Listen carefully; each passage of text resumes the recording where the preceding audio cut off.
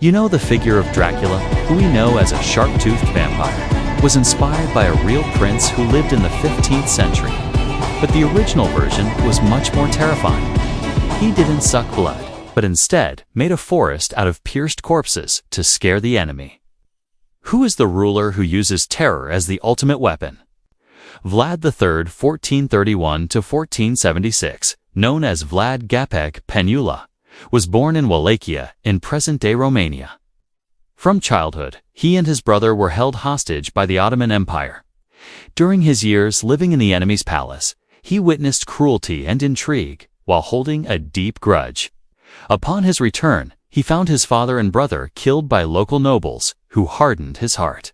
On ascending the throne, Vlad imposed governance with iron discipline and systematic terror.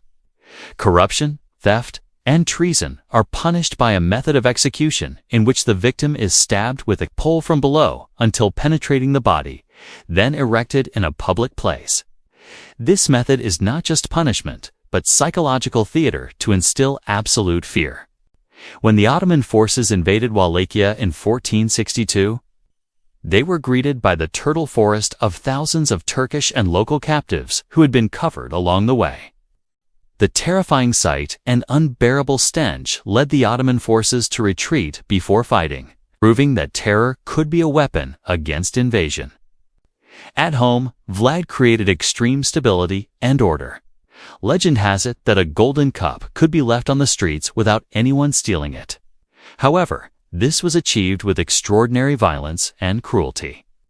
He was eventually betrayed, captured, and died in battle in 1476. The story of his brutality lives on in Eastern European folklore. Centuries later, author Bram Stoker adopted his name Dracula, meaning son of a dragon, to create the immortal vampire character in his novel. Ironically, Vlad never sucked blood, but his name is forever associated with the nocturnal creature that did it. Vlad the Ringworm is a mirror of the Dark Ages of Europe.